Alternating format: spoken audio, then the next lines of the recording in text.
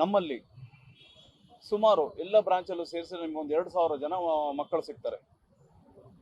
ಯಾರು ಪ್ರೊಫೆಷನಲ್ ಯಾರು ಅಲ್ಲ ಸರ್, ಹಳ್ಳಿ ಮಕ್ಕಳು ಎಲ್ಲಾನು. ನಮ್ಮಲ್ಲಿ ಹೋಟೆಲ್ ಬರೋರೆಲ್ಲ ಹೆಂಗೆ ಅಂದರೆ ಪ್ರಪಂಚದಲ್ಲಿ ಯಾರು ಬೇಡ ಅಂತ ಹೊರಗಡೆ ಹಾಕಿರೋರೆ.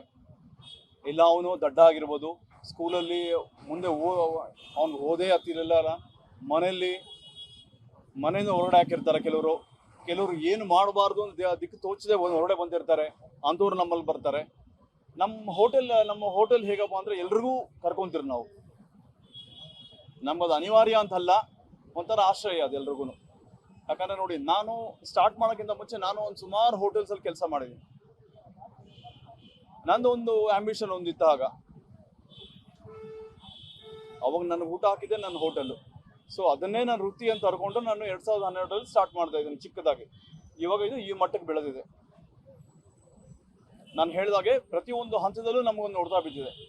ಆ ಒಂದೊಂದು ಹೊಡೆತನೂ ನಾವು ಸ್ಟೆಪ್ಪಿಂಗ್ ಸ್ಟೋನ್ ತಗೊಂಡು ಮೇಲೆ ಬರ್ತಾ ಇದ್ದೀವಿ ನಾವು.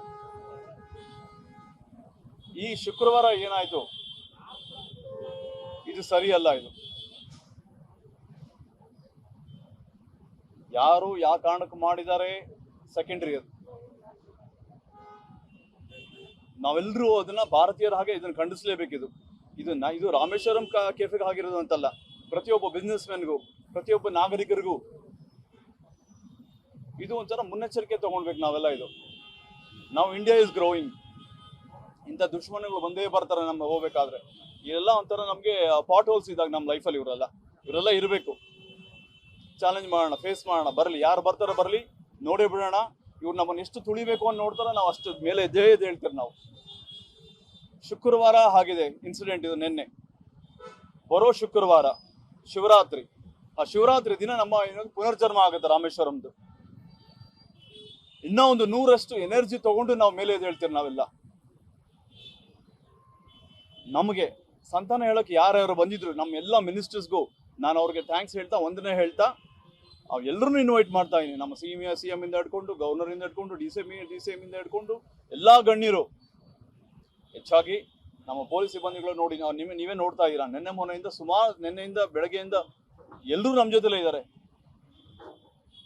ನಮ್ಮ ಕಮಿಷನರ್ ಸಾಹೇಬರಿಂದ ಹಿಡ್ಕೊಂಡು ಮೇಲಾಗಿ ನೀವೆಲ್ಲರೂ, ನಮ್ಮ ಮಾಧ್ಯಮರು, ಪ್ರತಿಯೊಬ್ಬರು ನೀವು ಶುಕ್ರವಾರ ಬರಬೇಕು.